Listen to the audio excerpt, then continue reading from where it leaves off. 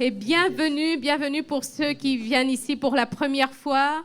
Bienvenue aussi à tous nos frères et sœurs qui sont là au quotidien. Que vraiment le Seigneur nous bénisse tous ensemble et que le Seigneur nous fasse du bien et nous donne de le louer en esprit et en vérité. Nous allons remettre ce temps au Seigneur. Père éternel, nous te bénissons. Nous te bénissons parce que tu es là au milieu de nous, Seigneur. Nous te bénissons, Seigneur mon Dieu, mon roi, pour ces baptêmes, pour Emma, pour Amédée, Seigneur mon Dieu, mon roi, qui ont fait ce choix, Seigneur mon Dieu, mon roi, de te suivre, de te donner leur vie, Seigneur mon Dieu. Tu es là, Seigneur, et tu ne changes pas, Seigneur. Tu es fidèle et bon, Seigneur mon Dieu. Et nous voulons vraiment t'offrir ce moment, Seigneur, ce culte en signe de notre reconnaissance, de notre louange, Seigneur mon Dieu, mon roi. Seigneur Jésus, que vraiment tu conduis ces moments par ton esprit, Seigneur mon Dieu, et qu'ensemble nous puissions nous réjouir, Seigneur mon Dieu, mon roi, de t'avoir comme Dieu, de t'avoir comme Père, Seigneur Jésus. Que toute la gloire te revienne, Père. Amen. Amen. Dieu est bon et nous voulons le proclamer ce matin.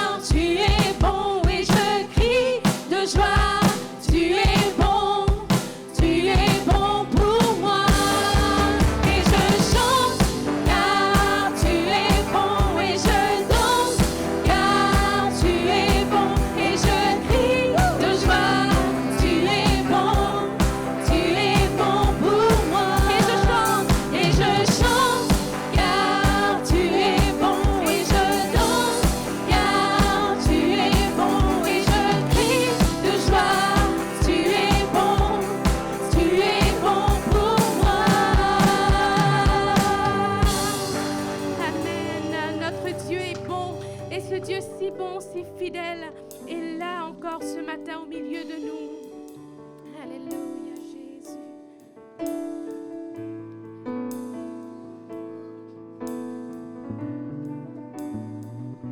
Tu es là, présent parmi nous. Je t'adore, oui, je t'adore. Tu es là, agissant parmi nous. Je t'adore, oui, je t'adore. Tu es là, présent parmi nous. Tu es là, présent parmi nous. Je t'adore, oui, je t'adore. Tu es là, agissant parmi nous. Je t'adore, oui, je t'adore. Tu traces un chemin au Père des miracles. Tu tiens tes promesses, lumière dans les ténèbres. Mon Dieu, c'est ce que tu es. Tu traces un chemin au Père des miracles. Tu tiens tes promesses, lumière dans les ténèbres. Mon Dieu, c'est ce que tu es. Tu es là, transformant mon cœur. Je t'adore, je t'adore. Tu es là, guérissant nos cœurs. Je t'adore, oh oui, je t'adore. Tu traces un chemin au Père des miracles. Tu tiens tes promesses, lumière dans les ténèbres. Mon Dieu, c'est ce que tu es.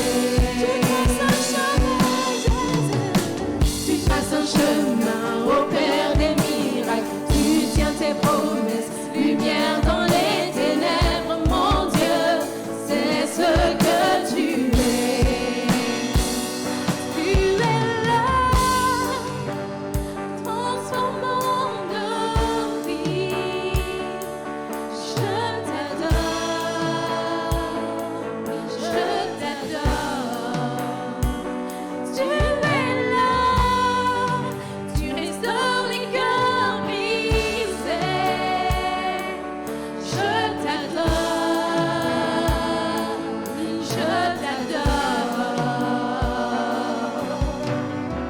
Tu traces un chemin au Père des miracles. Tu tiens tes promesses, lumière dans les ténèbres. Mon Dieu, c'est ce que tu es. Tu traces un chemin au Père des miracles. Tu tiens tes promesses, lumière dans les ténèbres. Mon Dieu, c'est ce que tu es. C'est ce que tu es. C'est ce que tu es. C'est ce que tu es. C'est ce que tu es.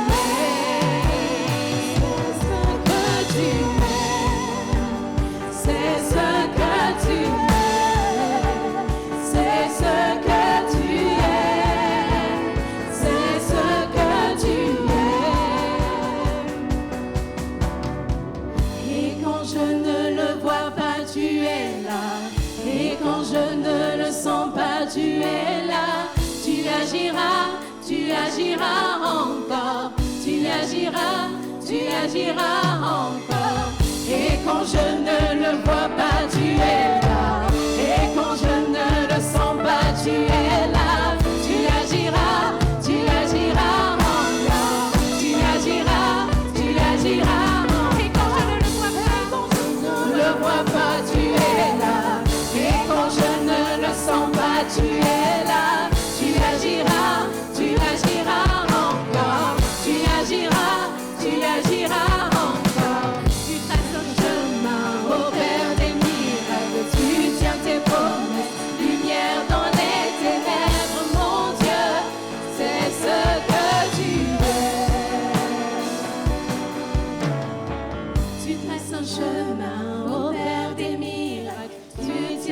promesses, lumière dans les ténèbres, mon Dieu, c'est ce que tu es. Et ce matin, nous voulons confesser encore une fois. Et quand je ne le vois pas, tu es là.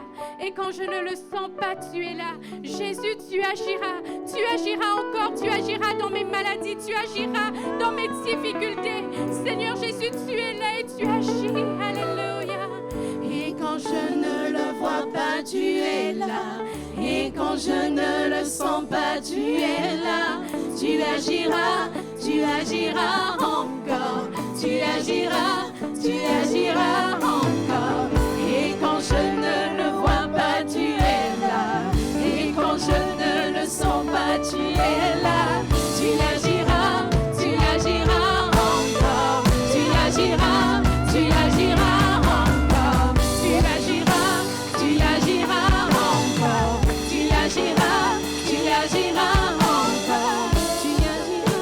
Tu agiras encore. Tu traces un chemin au Père des miracles. Tu tiens tes promesses, lumière dans les ténèbres. Mon Dieu, c'est ce que tu es. Tu traces un chemin au Père des miracles. Tu tiens tes promesses, lumière dans les ténèbres. Mon Dieu, c'est ce que tu es. Alléluia. Nous pouvons acclamer, glorifier ce Dieu tout-puissant, ce Dieu des miracles, ce Dieu qui agit dans nos vies, ce Dieu qui transforme nos vies, ce Dieu qui guérit les cœurs brisés. Seigneur mon Dieu, nous te bénissons, nous te glorifions, Seigneur mon Dieu, mon roi. Tu es le tout-puissant, le Dieu des miracles, Seigneur mon Dieu. Qui est comme toi, Seigneur mon Dieu? Nul n'est comme toi, Seigneur Jésus. Que sois glorifié, Seigneur mon Dieu, mon roi. Alléluia, Jésus. Tous les anges louent sa sainteté. Ce matin, nous voulons unir nos voix à celles des anges pour louer la sainteté de Dieu, pour le glorifier, pour le magnifier. Alléluia, Jésus.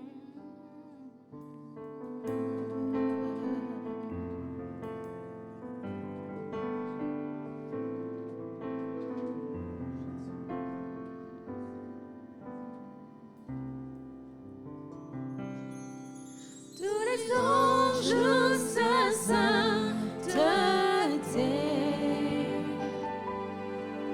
L'univers prie sa majesté.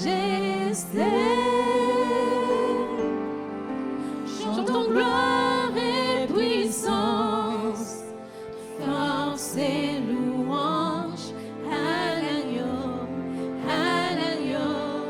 immolé.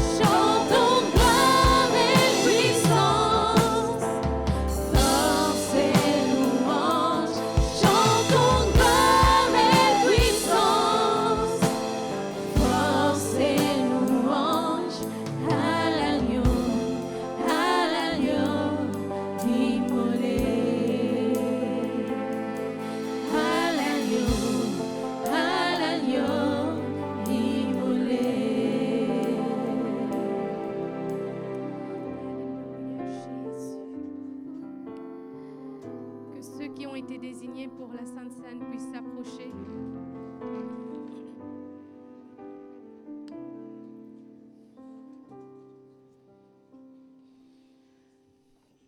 Au travers de ce repas, nous voulons nous rappeler que Jésus a été effectivement l'agneau immolé pour chacun de nous, pour nous racheter au prix de son sang, au prix de sa vie livrée pour chacun de nous. Et j'inviterai Amédée et Emma à participer avec nous à ce repas aussi, puisqu'ils vont prendre leur baptême juste après.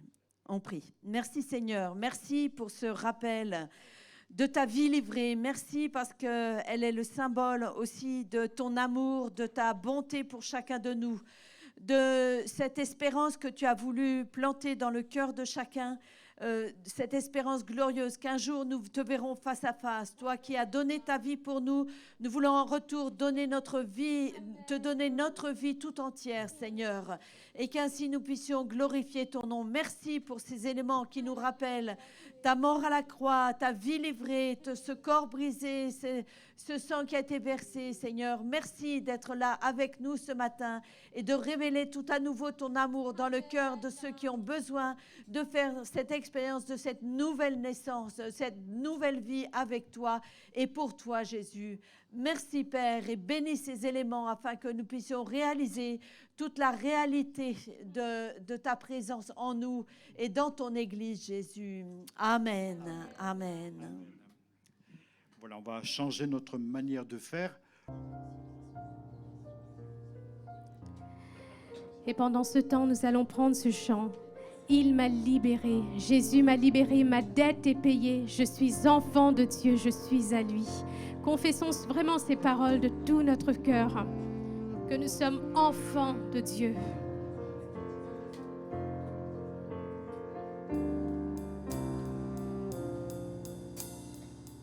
Qu'est-ce que fais-je pour que le roi des cieux m'ouvre ses bras? Perdu mais trouvé par sa grâce, son amour pour moi, son amour pour moi. Il m'a libéré, ma dette est payée, je suis enfant de Dieu, je suis à lui. Il m'a racheté à la croix grâce à son âme. J'étais esclave du péché, mais il m'a sauvé. Jésus m'a sauvé. Il m'a libéré,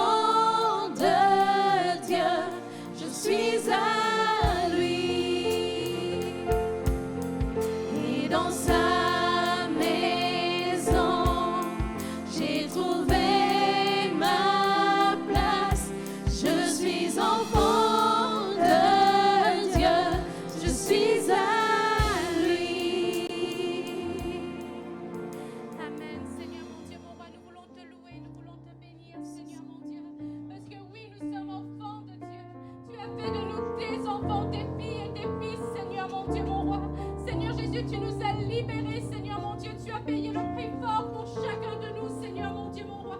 Et oui, Seigneur, c'est à toi que nous devons tous, Seigneur mon Dieu. Que toute la louange et la gloire te reviennent, Seigneur mon Dieu, mon roi. Béni soit ton nom, Jésus. Alléluia. Nous allons partager ensemble ce pain et ce jus de raisin, en signe de ce que Jésus a fait pour nous sur la croix.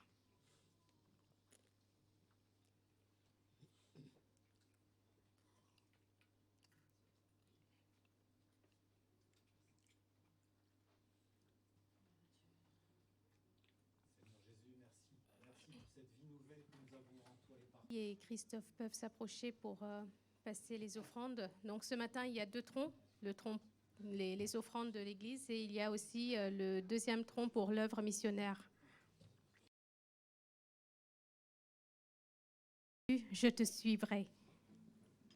C'est le choix qu'Emma et Amédée ont fait, de suivre Jésus.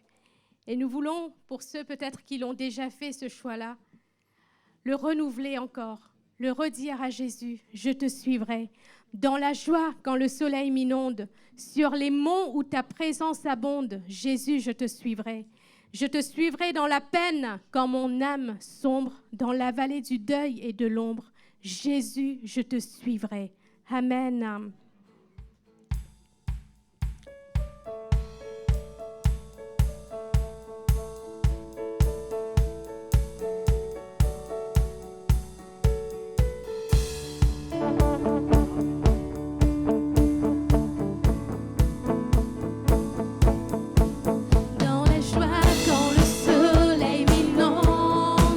Sur les monts où ta présence abonde,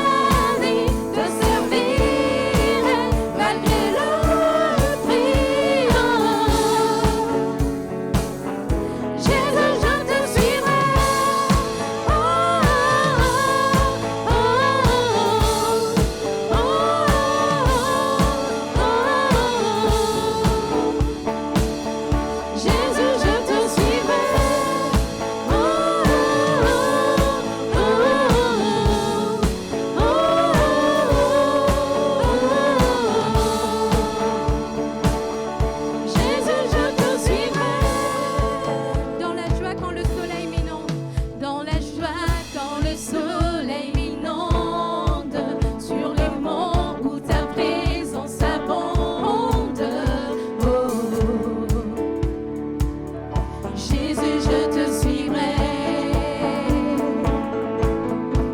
Dans la peine, quand mon âme sombre, dans la vallée du deuil et de l'ombre. Jésus, je te suivrai. Tu es mort pour moi. Je vivrai pour toi. Tu t'es ouvert sans bien garder. Tu as souffert pour me sauver. Jésus, je te suivrai. Je t'aimerai plus que la vie, te servirai malgré le prix. Jésus, je te suivrai.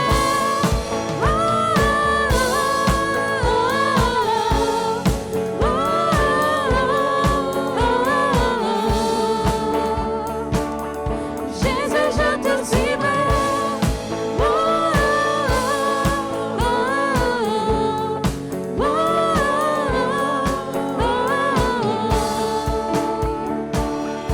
Jésus, je te suivrai. Amen. Merci Jésus.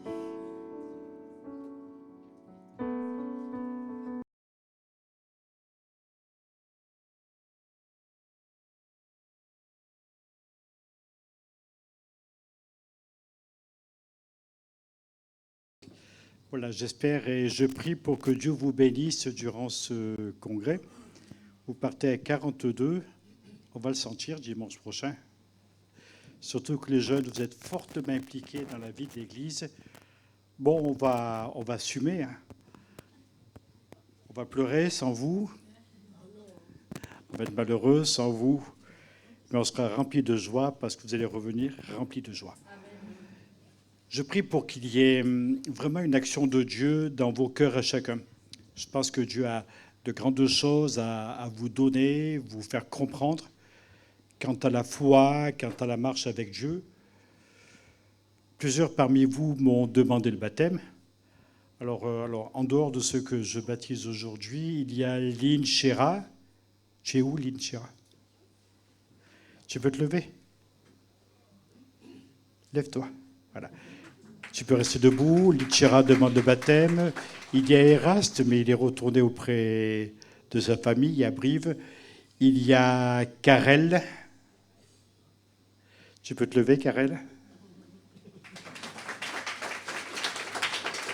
Il y a Grécy. Voilà, qui demande également le baptême. Puis alors, il y a Jérémy qui m'en a parlé aussi. Où es-tu, Jérémy? Jérémy. Léa est en pleine préparation. Léa, je prie très fort pour que Dieu continue à agir pour toi, pour que tu reviennes gonflé d'enthousiasme, de la présence de Dieu. D'ailleurs, vous savez que l'enthousiasme, c'est être plein de Dieu. Vous avez le mot théos dedans, donc rempli de Dieu. Alors, qu'il y a encore? Parce que c'est arrivé à un certain âge, on oublie certaines choses. Voilà, bon, il y a peut-être un ou deux qui sont planqués. Voilà, merci de reprendre vos places. Et je vous amène dans un congrès qui s'est passé dans les Actes des Apôtres, au chapitre 8. Mais il y avait beaucoup moins de monde, parce qu'ils étaient pratiquement un minimum, tel que Jésus l'avait prévu, quand 2 ou 3 sont réunis en mon nom, je suis au milieu d'eux. Et ce qui est extraordinaire avec Dieu, c'est que l'on soit très nombreux ou que l'on soit simplement 2, réunis au nom du Seigneur Jésus, le Seigneur est là présent. Et il veut faire du bien, il veut consoler, il veut encourager. Alors je vais vous lire une histoire qui est l'histoire de l'eunuque éthiopien. Le jour où il a rencontré Philippe, et j'aimerais en même temps vous parler sur le baptême et la marche, la rencontre avec Dieu. Alors, si vous sentez que votre téléphone a des envies de sonner, écoutez, respectez-le, laissez-le sonner en paix, mais en même temps que votre téléphone nous fiche la paix. Ça va, c'est bien dit? Voilà, donc merci de couper le son. Les Actes, chapitre 8, verset 26. Un ange du Seigneur, s'adressant à Philippe, lui dit « Lève-toi et va du côté du sud sur le chemin qui descend de Jérusalem à Gaza, celui qui y est désert. » Alors, il faut dire que dans ce laps de temps, lorsque Philippe reçoit cet ordre de la part de Dieu, il est dans un réveil spirituel, un réveil d'évangélisation qui se passe en Samarie, et Philippe va obéir au Seigneur, va plaquer tout ce qu'il était en train de faire pour aller parler à un homme. Et voici, donc au verset 27, « Et voici un Éthiopien, un eunuque, ministre de Candace, reine d'Éthiopie, et surintendant de tous ses trésors, venu à Jérusalem pour adorer, s'en retourner, assis sur son char, et lisait le prophète Ésaïe. L'Esprit dit à Philippe, « Avance, et approche-toi de ce char. » Philippe accourut et entendit l'Éthiopien qui lisait le prophète Ésaïe. Il lui dit, « Comprends-tu ce que tu lis ?» Il répondit, « Comment pourrais-je le comprendre si quelqu'un ne me guide ?» Et il invita Philippe à monter et à s'asseoir avec lui. Le passage d'écriture qu'il lisait était celui-ci. Il était mené comme une brebis à la boucherie et comme un agneau muet devant celui qui le tond. Il n'a pas ouvert la bouche. Dans son humiliation, son jugement a été levé. Et sa postérité, qui la dépendra? Car sa vie a été retranchée de la terre. L'eunuque dit à Philippe, « Je te prie, de qui le prophète parle-t-il ainsi? Est-ce de lui-même ou de quelqu'un d'autre ?» Alors Philippe ouvra la bouche et, commençant par ce texte, lui annonçant la bonne nouvelle de Jésus. Comme ils continuaient leur chemin, ils rencontrèrent de l'eau. Et l'eunuque dit, « Voici de l'eau, qu'est-ce qui empêche que je ne sois baptisé ?» Philippe lui dit, « Si tu crois de tout ton cœur, cela est possible. » L'eunuque répondit, « Je crois que Jésus-Christ est le Fils de Dieu. » Il fit arrêter le char. Philippe et l'eunuque descendirent tous les deux dans l'eau, et Philippe baptisa l'eunuque. Quand ils furent sortis de l'eau, l'Esprit du Seigneur enleva Philippe, et l'eunuque ne le vit plus. Tandis que, joyeux, il poursuivait sa route, Philippe se trouva dans Azor, d'où il alla jusqu'à Césarée, en évangélisant toutes les villes par lesquelles il passait. Je trouve que c'est vraiment une belle histoire. L'histoire d'un homme qui reçoit les choses de Dieu. Je trouve que Dieu agit toujours d'une manière très déconcertante. On ne peut pas dire que le Seigneur fasse toujours de la même façon. Pour l'un, il va s'y prendre de telle ou telle manière. Pour un autre, il aura une autre façon d'agir. Jésus n'est pas du tout perturbé dans son action pour les autres. Et curieusement, je ne sais pas ce que vous auriez fait, vous, en tant que manager d'une équipe, est-ce que vous auriez enlevé l'évangéliste Philippe, celui qui a un succès énorme dans l'évangélisation en Samarie, pour l'envoyer dans un désert? Et vous remarquerez que la Bible insiste, va là-bas, dans le désert, pour évangéliser un homme. Qu'est-ce que vous en pensez? Et moi, j'avoue que parfois, Dieu me déconcerte. Mais en tout cas, Dieu a vu cet homme-là, dans le désert. Cet homme qui avait besoin d'une parole de Dieu, cet homme qui avait besoin de rencontrer Dieu comme étant son Dieu personnel, son Dieu vivant, un homme qui était perdu dans les méandres d'un texte de la Bible et qui n'y comprenait rien du tout. Parce que c'est vrai que parfois les choses de Dieu ont besoin d'être expliquées. Et quand je lis un tel texte, je ne peux pas m'empêcher de voir l'amour de Dieu, capable de s'intéresser à une personne qui est là, sur un chemin désert, qui ne comprend rien aux choses de Dieu et qui pourtant a le cœur avide de recevoir quelque chose. Je trouve ça remarquable de voir ce Dieu qui veut le salut de l'humanité. Et j'aimerais avec vous faire un bref portrait de cet homme rencontré dans un désert. Ça me fait content, je suis content de baptiser un Africain cet après-midi. J'en ai baptisé d'autres aussi. Surtout que cet eunuque éthiopien, visiblement, a été le premier Africain à se convertir. C'est beau, hein? Ouais. Puis il y en a eu d'autres derrière. Puis il y en aura encore en France ou en Afrique. Alors, ce que je remarque dans cet homme, cet Éthiopien, c'est qu'il a des besoins d'ordre spirituel. Alors, c'est encore paradoxal parce qu'on pourrait se dire, oui, mais celui qui a vraiment besoin, c'est quand même Philippe qui est en train de faire du char-stop, de l'auto-stop. Et il y a une espèce d'anachronisme dans cette rencontre.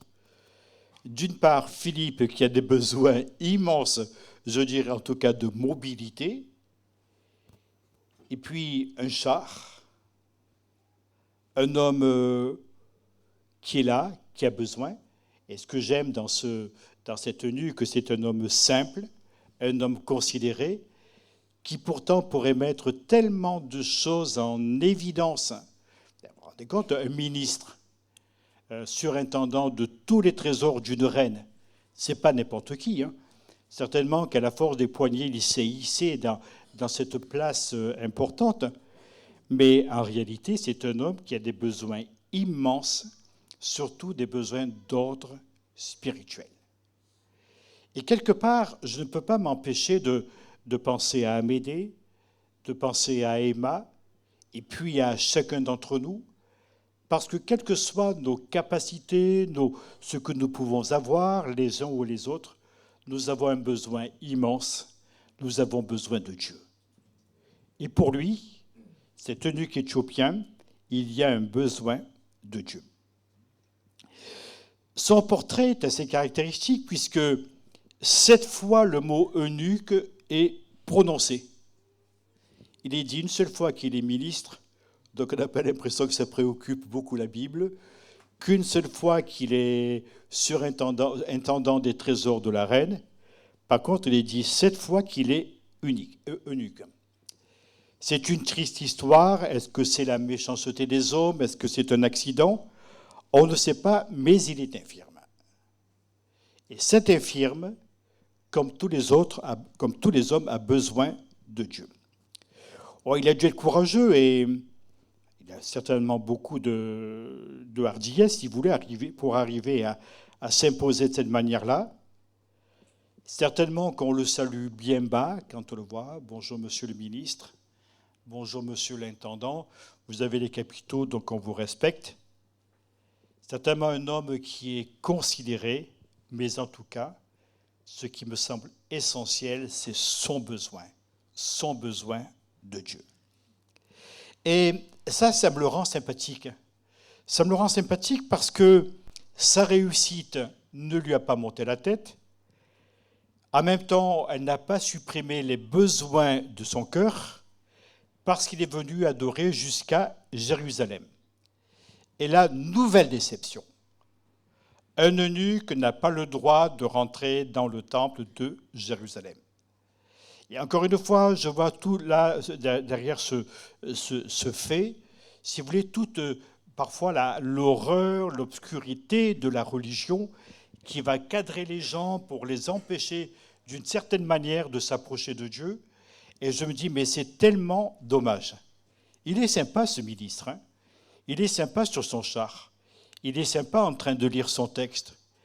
Et pourtant, l'accès aux choses de Dieu lui a été interdit.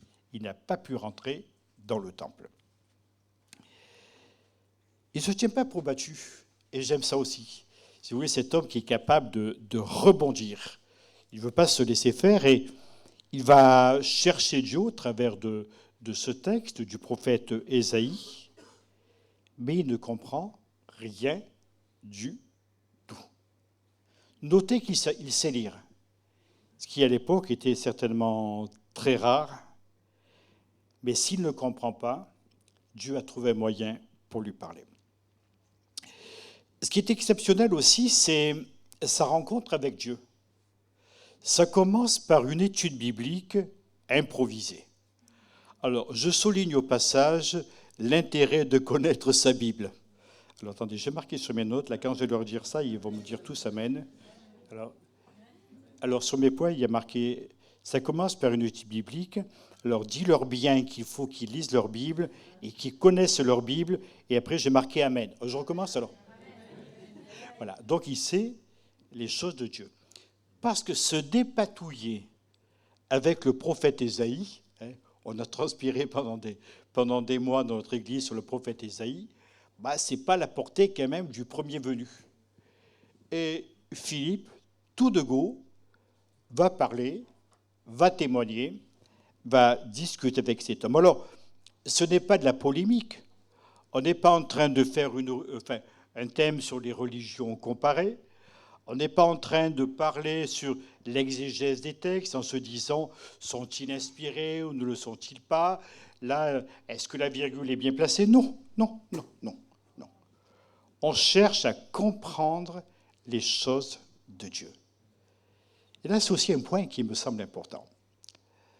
Ne pensons pas que les choses de Dieu soient des choses compliquées, puisque Jésus nous a dit que c'est même à la portée des enfants. À la portée des enfants. D'ailleurs, j'ai appris quand je faisais mes stages de pasteur, donc j'en profite un peu pour égratigner au passage mes jeunes pasteurs en formation, quand on prêche, il faut même que les enfants comprennent ce qu'on va dire. Parce que si les enfants comprennent, peut-être que les grands comprendront. Qu'est-ce que vous en pensez? Et ça va se faire tout naturellement. Donc il n'y a pas de polémique, il n'y a pas de discussion, il n'y a pas d'argumentation, simplement un exposé qui est à la fois doctrinal et qui correspond à la situation de cet homme qui est en train de lire le texte d'Ésaïe.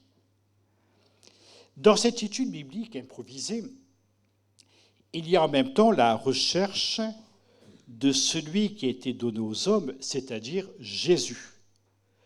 Parce que vous remarquerez que Philippe, ce qu'il a voulu, c'est parler du Jésus. Il lui annonça la bonne nouvelle de Jésus.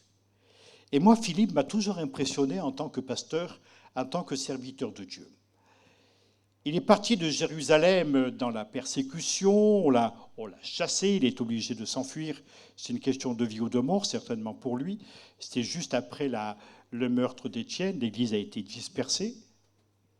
Il arrive en Samarie, il n'est pas allé frapper, faire la manche à droite et à gauche. Voilà, je suis un pauvre malheureux, j'ai été obligé de quitter mon pays, tout ça. Non, il est arrivé. Vous savez, la première chose qu'il a commencé à faire, ça a été de prêcher le Christ.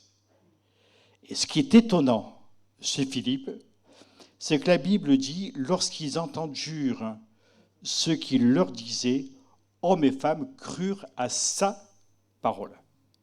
Nous, des fois, on dit non, mais c'est la parole de Dieu, c'est pas moi. Oui, c'était lui. Oui, c'était Philippe. Oui, c'était lui qui avait les arguments. Et il était tellement crédible que les gens de Samarie se sont convertis. Et il y a eu un tel réveil que c'est allé jusqu'à Jérusalem, au loin là-bas, sachant les antagonismes qu'il y avait entre les Juifs et les Samaritains. Et c'est monté jusqu'aux oreilles des jérusalémistes, des gens de Jérusalem. Ils ont envoyé des apôtres pour voir qu'est-ce qui se passait, et puis le réveil a continué.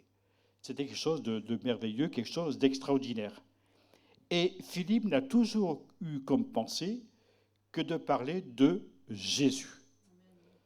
Et là, j'en profite aussi un petit peu pour faire un peu d'enseignement sur notre propre vie chrétienne. Quand nous témoignons, nous ne sommes pas là pour parler de la pluie et du beau temps. Nous parlons à quelqu'un qui a besoin d'entendre les choses de Dieu, et les choses de Dieu qui sont les mieux dites sont celles qui viennent de Dieu lui-même, c'est-à-dire qui parlent du Christ. Et quand je parle de Jésus, je ne me trompe pas. Un jour, il y a un jeune pasteur, j'en profite un petit peu, parce que je les forme alors, qui devait prêcher devant un parterre de savants, d'étudiants de toutes sortes. Et il disait, mais j'y arriverai jamais, quoi. Je suis quelqu'un de très simple dans mon éducation. Si je leur parle mathématiques, ils vont tous rigoler et partir en courant. Si je leur parle linguistique ou autre chose, et ça va les amuser, ils ne comprendront rien du tout parce que je n'aurai pas les mots.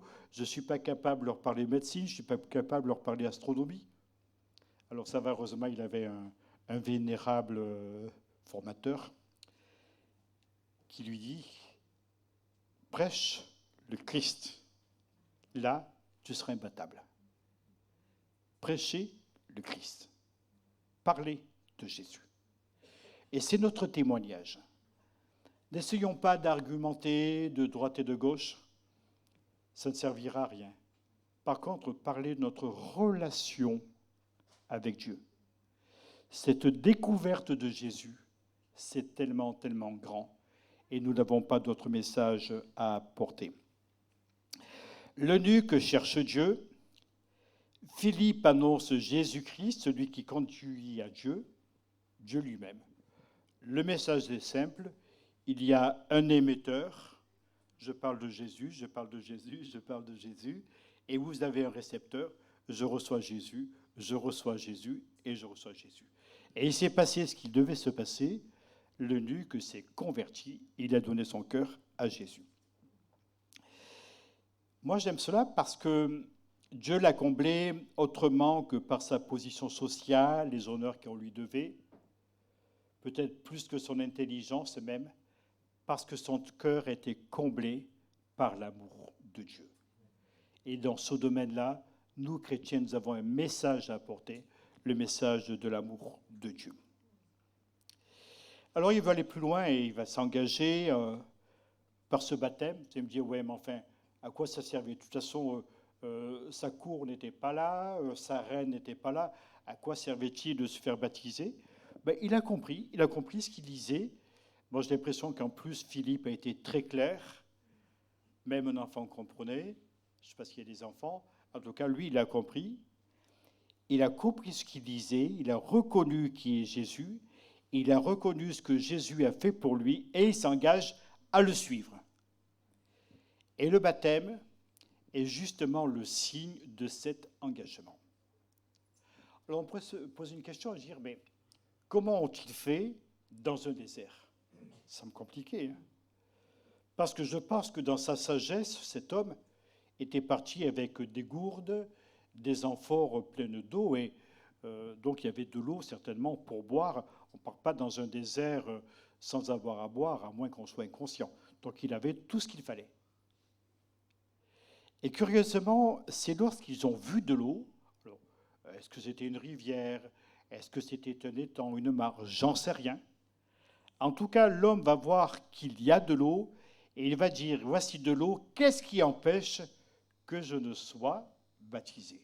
C'est simple, c'est tout simple, tout bête, j'allais dire. Et là, eh bien, tous les deux descendront dans l'eau et l'eunuque sera baptisé. Alors, quelle est l'expression du baptême dans ce cas-là? Si vous voulez, le baptême marque une rupture entre notre vie passée et notre vie présente. Pendant des années, on a marché loin de Dieu, sans trop le connaître, sans trop le suivre, sans nous intéresser à lui. Peut-être empêtrés dans nos fonctionnements, notre religion, notre manière de nous comporter, disant j'ai une bonne morale, je suis quelqu'un de bien, voilà ma morale me montre que... Non, ça va un peu plus loin. Parce que l'Évangile n'est pas un traité de morale.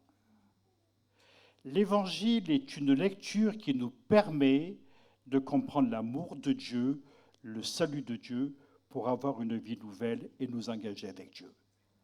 L'Évangile et la rencontre avec Dieu va nous donner une morale. Ce n'est pas notre morale qui va nous sauver.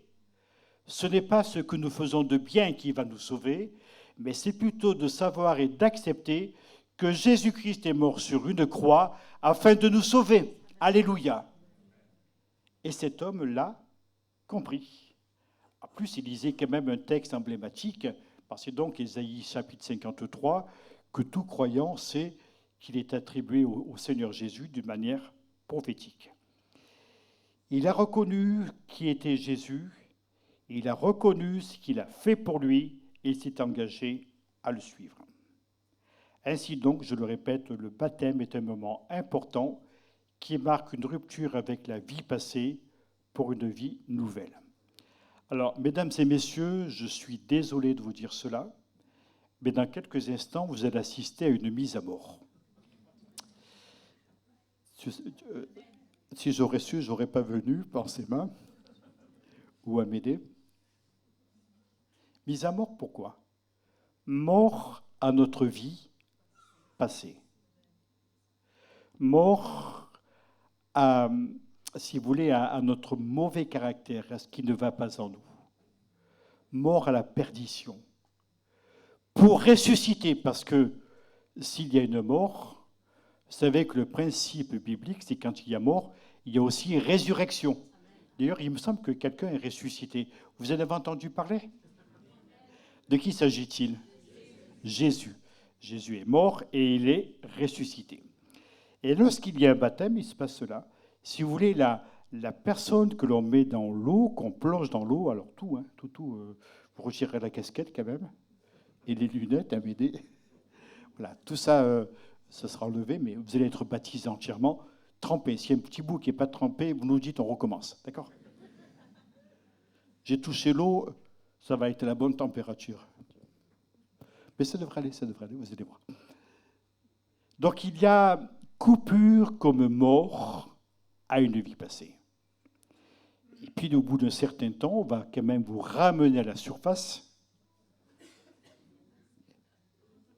Vous ne dites pas Amen. On vous ramène à la surface et puis là, il y aura comme le symbole d'une résurrection. Alors, mesdames et messieurs, en ce dimanche, je ne sais plus combien mai nous sommes, en ce dimanche précis, vous allez assister à une mise à mort, mais également à une résurrection. Vous êtes contents là? Et c'est marrant parce que les jours de baptême, il y a quelque chose de particulier, il y a une ambiance sympa. D'ailleurs, on le voit très bien avec ses tenues que cet homme, la Bible dit, tandis que joyeux, il poursuivait sa route. C'est bien ça. Moi, quand je lis que les gens sont heureux dans la Bible, je me dis, j'ai envie d'être comme eux. Vous n'avez pas envie d'être heureux? Peut-être que je suis trop long, je vous prie de m'excuser, je vais m'arrêter vite fait. Voilà. Vous savez, les portes du temple lui étaient fermées. Cet eunuque n'avait aucune connaissance, mais il a ouvert son cœur et Jésus est venu dans sa vie. C'est le message tout simple que je voulais vous donner. Joyeux, il poursuivit sa route. Rencontrer celui qui nous aime produit la joie et le bonheur. Ça produit une qualité de vie. Alors, est-ce que je ne serai plus jamais malade? Ben si, ça vous arrivera d'être encore malade. Est-ce que vous serez toujours heureux? Vous n'aurez jamais une contrariété? Ben si, vous en aurez peut-être un jour. On fera tout ce qu'on pourra pour vous les éviter. Mais qu'est-ce que vous voulez faire? Peut-être que vous serez déçus. Peut-être que des fois, vous en aurez assez. Des fois, vous direz, « Ah, mon Dieu, le pasteur, là, aujourd'hui, il prêche 2 heures. Où va-t-on comme ça ?» C'est pas simple, des fois, la vie chrétienne, la vie d'église. Mais en tout cas, vous connaîtrez une qualité de vie qui viendra de ce que vous êtes une personne toute nouvelle. La Bible déclare, si quelqu'un est en Christ, il est une nouvelle création. Les choses anciennes sont passées, voici, toutes choses deviennent nouvelles. Alors, on va assister à une mise à mort, une résurrection, et puis en même temps à une nouvelle naissance, qui a déjà eu lieu d'ailleurs, mais qui va se démontrer au travers de ce baptême. On prie, puis je laisse mes amis donner un témoignage de leur rencontre avec Dieu. Inclinons-nous et prions ensemble. Quelle joie, Seigneur, d'être associés à ce baptême, tous ensemble. Seigneur, c'est un moment important parce que nous aimons nos amis. Nous sommes heureux de voir ce que tu as fait dans leur vie. Tu es bon, tu es grand. Seigneur, ce qui parfois pouvait nous sembler impossible dans ces circonstances ou même dans d'autres circonstances, toi, tu l'as rendu possible parce que c'est toi qui touches le cœur humain. Seigneur, merci de bénir Amédée, de bénir Emma. Merci de les fortifier par ta grâce et par ton amour.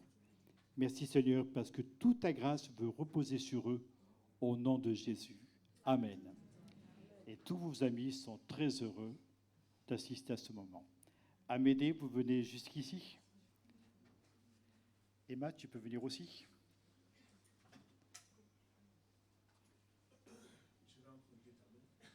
Non, mais j'ai des collaborateurs. Bonjour tout le monde. Vous avez l'air triste, qu'est-ce qui se passe? Voilà, ça va. Eh bien, écoutez, je vais vous parler un peu de ma rencontre avec Dieu. Et je me suis rendu compte il y a 2 jours qu'elle vient de très loin. Pourquoi? Parce que j'étais à Niort et une amie me dit, qu'est-ce que ça veut dire ton prénom Amédée? Je dis, je ne sais pas. Elle prend son téléphone, elle se met à fouiller. Elle me dit, mais tiens, Amédée, mais ça vient, c'est une origine grecque qui veut dire Amadeus. Amadeus. Et tout à l'heure, Gérald, il a dit plusieurs fois, aimer Dieu, chercher Dieu. Ama, ça veut dire aimer. Et Deus, ça veut dire Dieu. Donc, je suis un aimé de Dieu. Voilà, ça c'est la première des choses. J'ai un deuxième prénom, c'est Valérie. Ça vient aussi du latin et de l'allemand. Ça veut dire Valerius. Ça veut dire quoi? Ça veut dire être fort et bien se porter. Non, laisse là, il n'ira pas plus loin. Alors, donc, quand j'ai regardé ça, je me suis dit, mais mince, mes parents, soit ils étaient intelligents, soit ils étaient très sages. Oui, ça peut être les deux aussi. Alors, qu'est-ce qui se passe? Il se passe que, je vous fais un peu mon historique. Hein. Je viens en France en 1989. Le vol UTA qui a craché dans le Ténéré, j'étais censé être dedans. Vous vous rendez compte? Vous n'aurez jamais eu la chance de me connaître. Donc, je ne prends pas le vol parce que je vais voir ma copine, lui dire au revoir, je m'en vais en France, je faisais mes études, etc., etc. Donc, je ne suis pas dans le vol. Je rentre à la maison le soir, papa il me voit, qu'est-ce que tu étais où? Tu sais que tu devais prendre ton vol, tu l'as raté. Alors, je fais l'amour, et puis il y a un flash qui passe à la télé, le vol UTA nanana, a craché dans le Ténéré, il me dit, fous le camp, va dans ta chambre. Première des choses. Deuxième chose, je rencontre une femme à Paris, celle qui fut ma femme. Et j'ai rendez-vous avec elle. Il y a le RER qui doit passer à Arcueil-Cachan. Je cours après le RER. Piouf, il passe devant moi. Après, je vois les RER sont supprimés. C'est le RER qui a craché, où on a mis la bombe, qui a explosé à Saint-Michel. J'étais censé être dedans. Ça fait 2 fois. En 2015, j'étais conducteur routier. Alors, je viens de la frontière espagnole, je suis au téléphone, je cause avec un ami qui, paix à son âme, aujourd'hui est mort.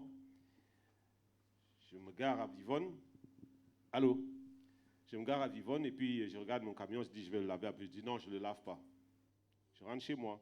1 heure après, je suis au CHU de Poitiers, j'ai fait un AVC. Voilà pourquoi je marche avec la canne. Ça fait 3 fois, non? Ou bien je ne sais pas compter. Bon. Alors la 4e fois, je vais au Cameroun en 2020 et j'ai un accès palustre. J'entre à l'hôpital dans le coma. Je porte des couches culottes comme les bébés. Quand je sors de là, 3 semaines après, je n'ai pas l'usage de mes membres inférieurs, donc je suis en couche culotte. Ça fait 4 fois. N'est-ce pas? Alors quand je reviens sur Amadeus, aimer Dieu, ou aimer de Dieu, ou alors Dieu t'aime, j'ai dit waouh. Dieu m'a vraiment aimé. 4 fois de suite, je ne suis pas parti et je suis encore là à vous parler. Dieu, si hier j'ai été une mauvaise personne, si hier j'ai fait plein de bêtises, j'en sais rien, si hier j'ai fait du mal à quelqu'un, je suis entré dans cette maison, j'ai vu comment ça se passait, j'ai surtout vu ce bonhomme qui est sapé aujourd'hui comme un milord. J'ai vu les membres de cette maison, j'ai compris que j'étais dans ma maison. C'est ici qu'il fallait que je sois. Moi, j'étais catholique, j'ai été catholique, hein, chrétien, catholique. J'ai failli être prêtre. J'ai fait les 6 serments sur 7, les 6 sacrements sur 7. Et j'ai décidé de retourner ma veste, de ne plus être là-bas, d'être ici, parce que c'est là où je me sens bien. C'est ici que le Seigneur m'a appelé. Hier, j'ai été baptisé, confirmé, communié, etc., etc. Mais je veux aujourd'hui, je l'ai fait étant bébé. Aujourd'hui, je vais être baptisé parce que je suis conscient de ce que je suis en train de faire. Voilà pourquoi je suis là. Je suis fier de l'être. Merci.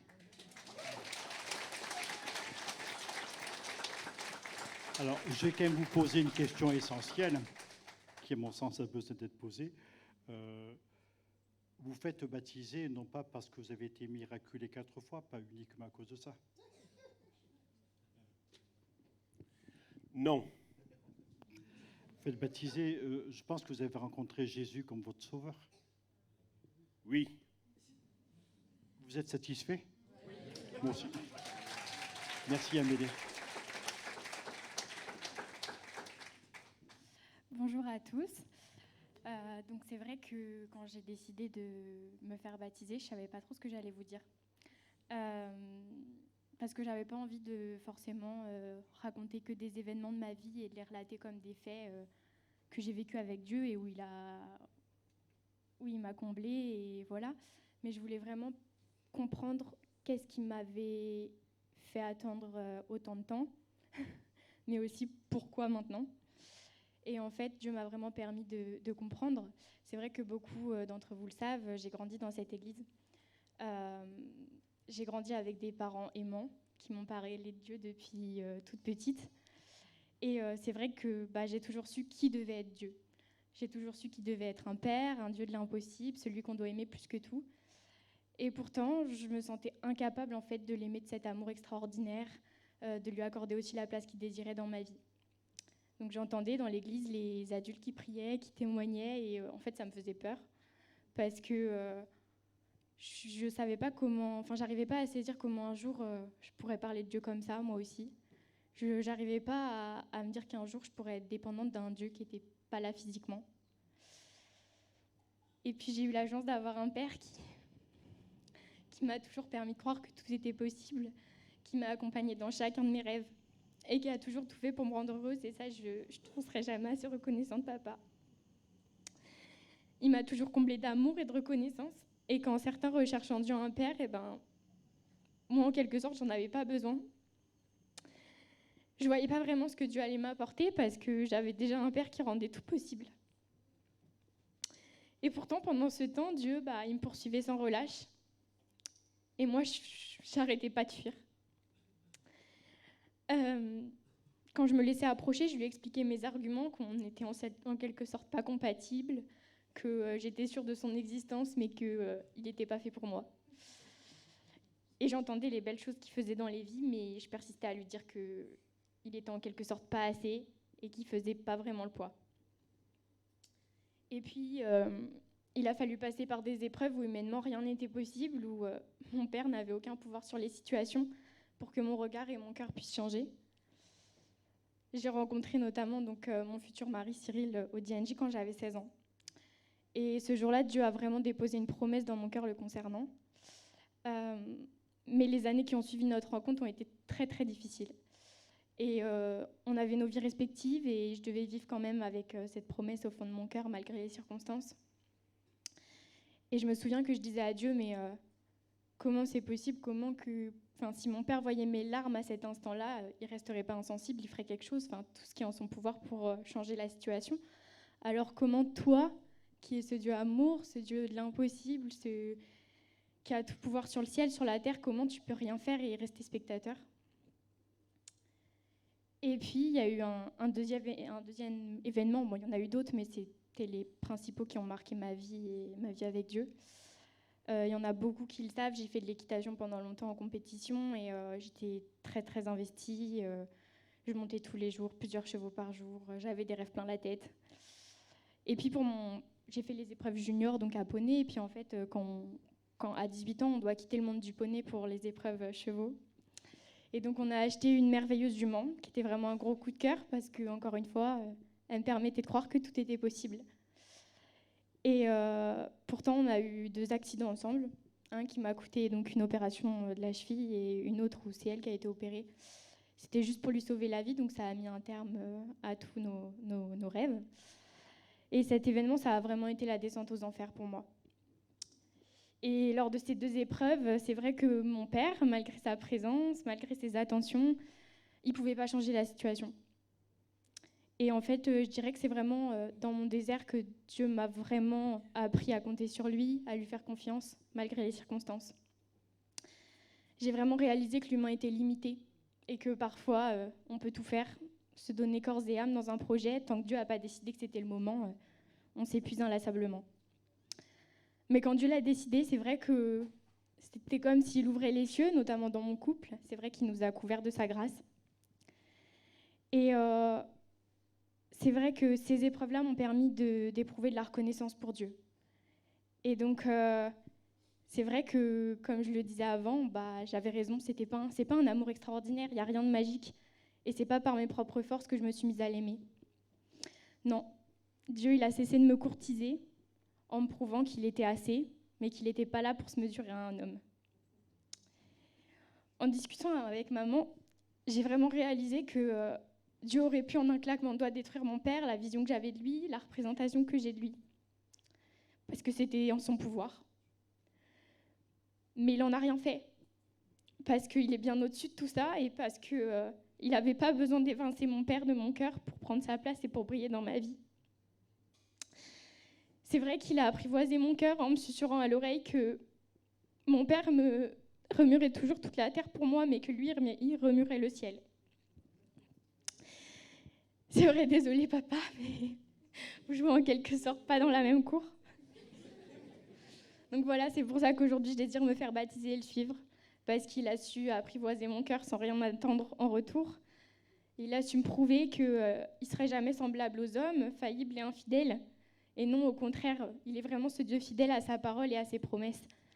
Et il est surtout ce Dieu qui ne prendra jamais la place qui certes lui est due, mais que vous ne lui accorderez pas dans votre vie.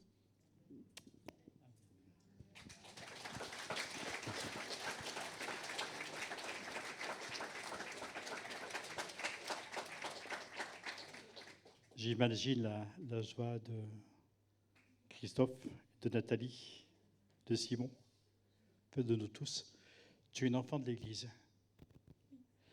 Je crois que tu es né quand je suis arrivé. Tu es né en quelle année?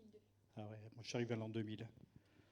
Alors bon, je me souviens de... Tu sais, moi les enfants, je ne regarde pas trop, mais en tout cas, je suis très heureux de la jeune femme que tu es devenue. Franchement, je me réjouis de cela. Je pense que pour moi, c'est aussi un moment important parce que on prie pour nos enfants, on les porte vraiment à Dieu. Puis je dirais, voici la récompense. C'est vrai. Parfois, on s'interroge, mais est-ce que j'arrive à comprendre la personne? Comment je pourrais l'aider? Parce que même si je suis un vénérable vieillard, quelque part, je te suivais, je te regardais. Tu vois. Des fois, je disais, oh là, je sentais que tu avais au fond de toi des attentes, des besoins. Et je bénis le Seigneur, d'ailleurs, pour les parents que vous êtes, d'avoir su être là, franchement, pour votre enfant. En tout cas, ce que nous, êtres humains, on n'arrive pas à faire, Dieu est capable de le rendre possible. Et ça, c'est tellement, tellement grand de savoir cela. Mais c'est avec une grande joie que je vais vous baptiser. Vous avez un petit texte à lire là? Oui, excusez-moi, j'ai tellement parlé, j'ai oublié ce que Dieu a fait pour moi hier. Lorsque j'ai ouvert la Bible, je suis tombé sur Proverbe 3. Dieu me dit, mon fils, n'oublie pas mes enseignements, que ton cœur garde mes préceptes, car ils prolongeront les jours et les années de ta vie. Ils augmenteront ta paix. Que ta bonté et la fidélité ne t'abandonnent pas. Lis-les à ton cou, écris-les sur la table de ton cœur. Tu acquerras ainsi de la grâce et une raison saine aux yeux des dieux et des hommes. Confie-toi à l'Éternel de tout ton cœur et ne t'appuie pas sur ta sagesse. Reconnais-la sur toutes les voies, il aplanira tes sentiers. Merci beaucoup. Voilà, on va baptiser nos amis. J'ai demandé à Pacom et Cédric de venir avec moi, s'il vous plaît. Voilà, on va baptiser maintenant Amédée. Tous ensemble, nous sommes dans le recueillement. Nous prions pour notre frère. Seigneur, je te prie pour notre frère Amédée, afin que ta grâce repose sur lui, que son engagement, Seigneur, soit honoré par toi. Tu veux l'accompagner jour après jour et le conduire dans un chemin de sainteté et de rencontre avec toi. Au nom du Seigneur Jésus, je le baptise, au nom du Père, du Fils et du Saint-Esprit. Amen.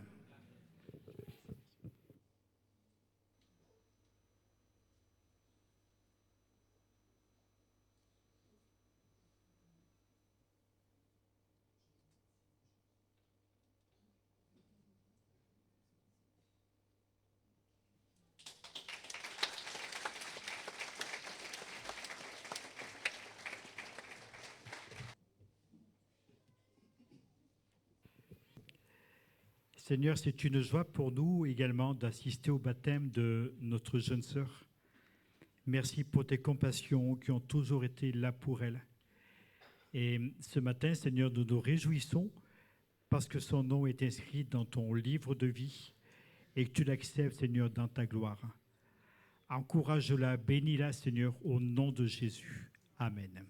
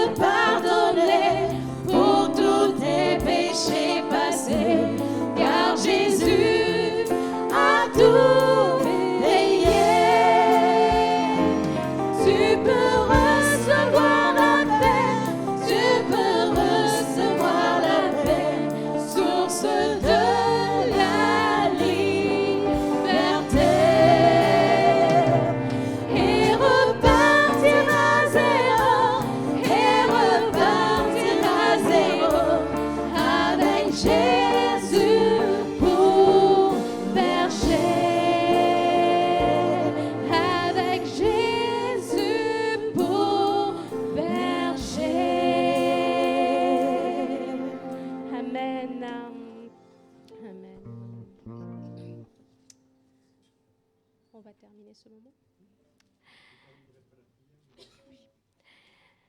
Alors on va prendre ce chant, ne t'arrête pas en chemin.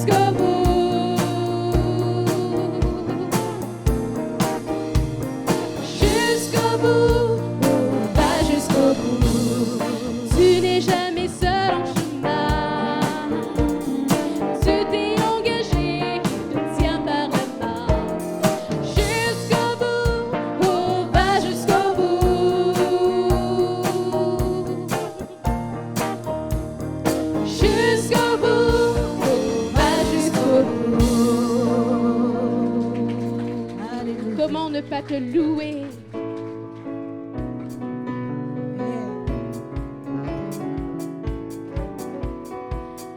Pour terminer ce moment, nous allons prendre ce chant. Comment ne pas te louer, Seigneur, toi qui fais des merveilles dans nos vies.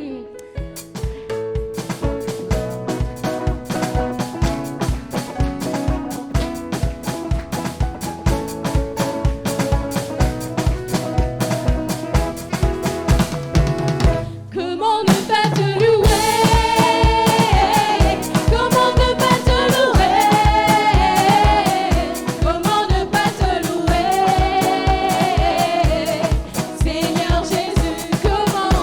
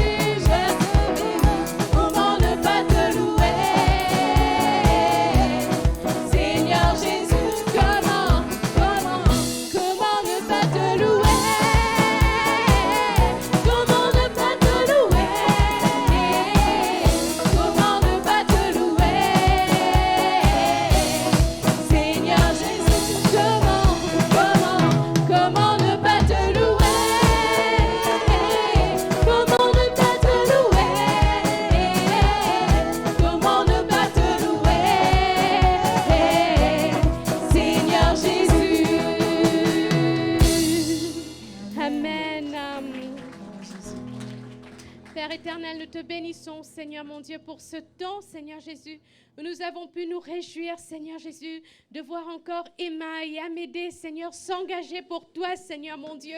Merci parce que tu es le merveilleux, Seigneur mon Dieu. Tu es un Dieu d'amour et de grâce, Seigneur Jésus. Et Seigneur mon Dieu, oui, nous voulons aller jusqu'au bout avec toi, Seigneur mon Dieu, mon roi. Aide Emma, aide Amédée, Seigneur, dans cet engagement, Seigneur, qu'ils ont pris avec toi, d'aller jusqu'au bout, Seigneur mon Dieu, mon roi, de toujours compter sur ta grâce, Seigneur, et donne à chacun de nous ici présents, Seigneur mon Dieu, de chercher ta face chaque jour, Seigneur mon Dieu, de te mettre en premier, Seigneur mon Dieu, dans notre vie, Seigneur Jésus, et que tu sois honoré, glorifié au travers de nos vies, Seigneur mon Dieu, mon roi. Merci, Seigneur Jésus. Amen.